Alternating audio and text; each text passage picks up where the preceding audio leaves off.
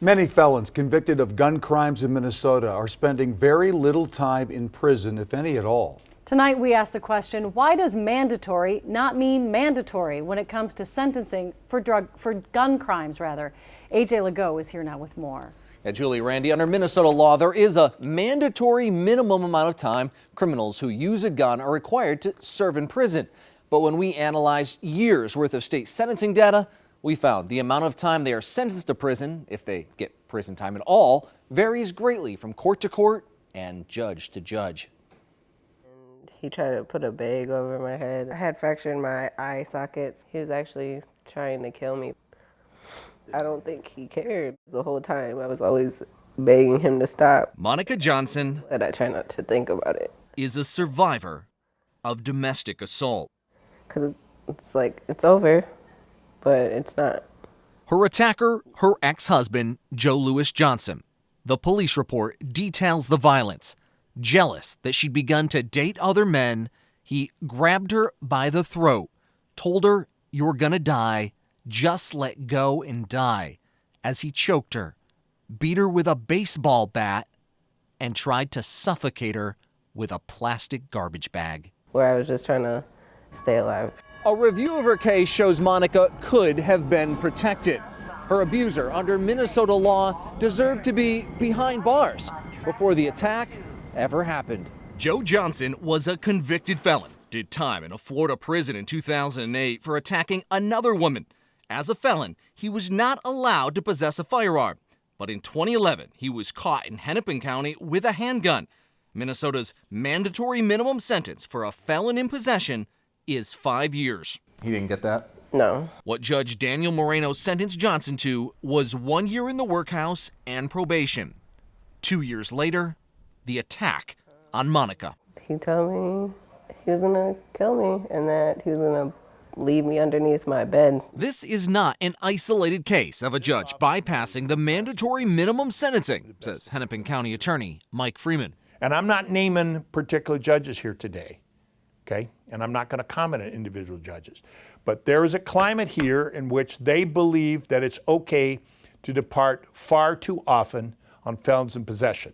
This issue is very complex. Peter Cahill is the chief judge for the 4th District, which encompasses Hennepin County. Is mandatory not mandatory in Minnesota? If you read the statute specifically, the legislature gave the court the ability to depart from the gun sentencing scheme. Chief Judge Cahill points to the section of Minnesota law that allows judges to disregard mandatory sentencing in gun cases if there are substantial and compelling reasons. So how often are there truly substantial and compelling reasons to hand down a reduced sentence? That depends on just who you ask. We are arresting people who should have been kept in jail. In the wake of a series of deadly summer shootings, Minneapolis's police chief and city council president, the penalties are there. Impose them. Went off in public. Take gun crime seriously. That's two top city leaders claiming Hennepin judges are soft on gun crimes. You find a gun and putting dangerous criminals, Have a seat on the curb over here, back on the streets. When someone is arrested with a gun,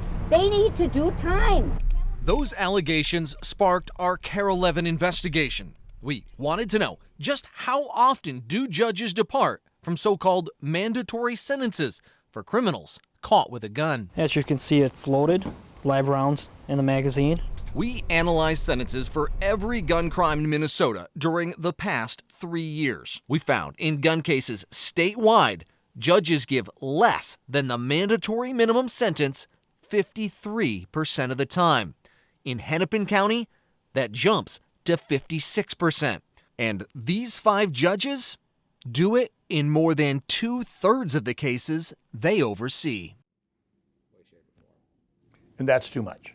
Minnesota law also has something referred to as a mandatory minimum sentence. If you're convicted a second time of a gun offense, judges are given no wiggle room. The law requires they hand down at least the mandatory minimum. Those are what we call hard mandatories, where there's no leeway for the court, and we do impose those. But we found that's not always the case. Take, for example, Kyrie Copeland, busted in 2008 as a juvenile for possession of a short-barreled shotgun. In 2011, he's caught again with a gun. As a felon in possession, The mandatory minimum is 5 years in prison. But Judge Robiner sentenced him to probation. Later that same year, he's arrested again while packing, a second offense as an adult. This time, the law requires he get 5 years.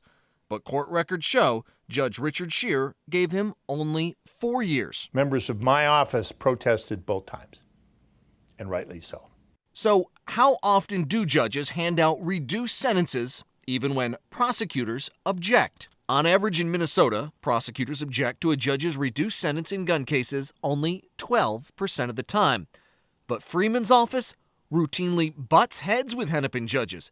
It happens in nearly 30% of gun cases. I think the numbers speak for themselves. There's a different climate on this bench than there is elsewhere in the state. Mention one case in particular. This is bad stuff. And you can watch the county attorney go red.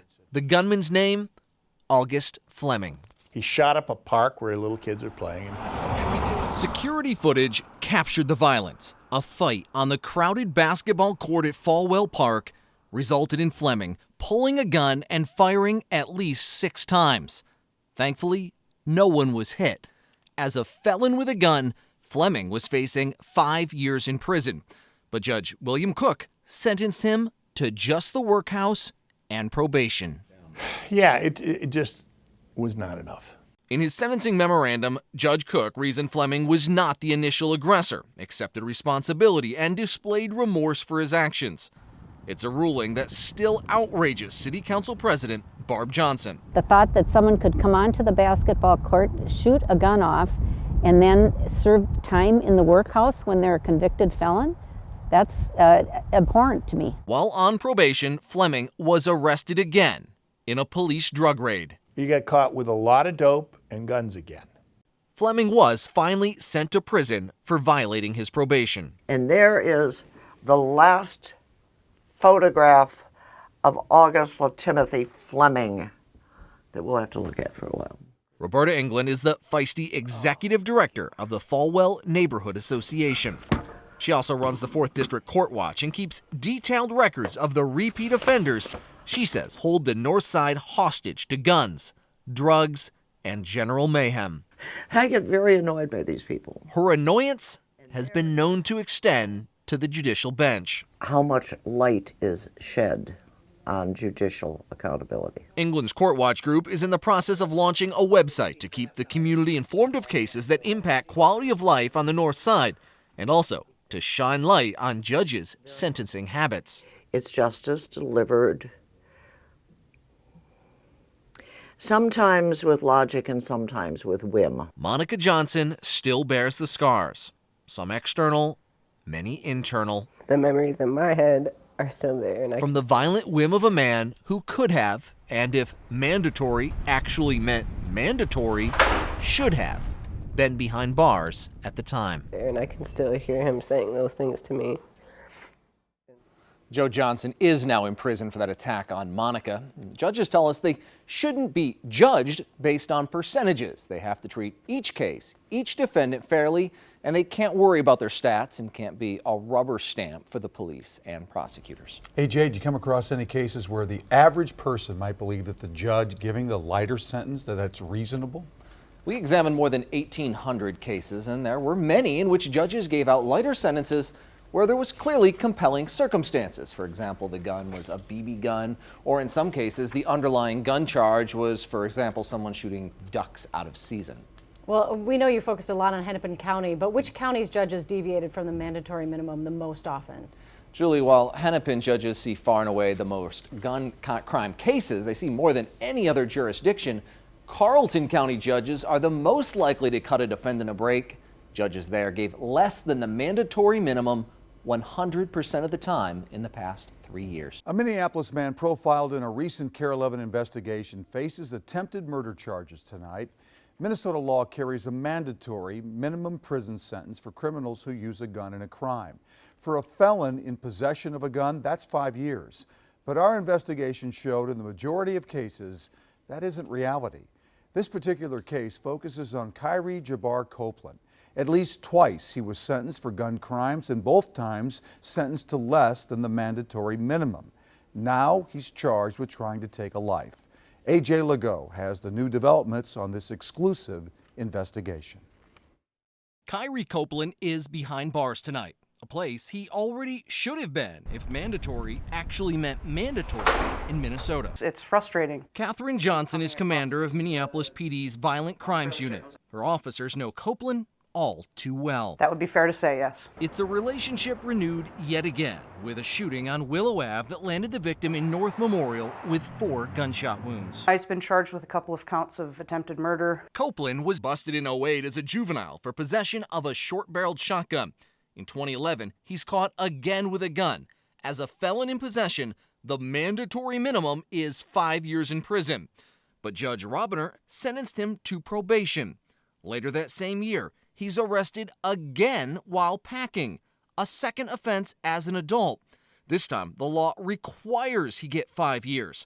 But court records show Judge Richard Scheer gave him only 4 years. This is not an isolated case. We analyzed sentences for every gun crime in Minnesota during the past 3 years. We found in gun cases statewide, judges give less than the mandatory minimum sentence 53% of the time. Our hope going forward is that we're able to convince folks at sentencing time to keep people where they belong. That's AJ Legault reporting. Copeland is being held on $500,000 bond. The shooting is believed to have been drug related.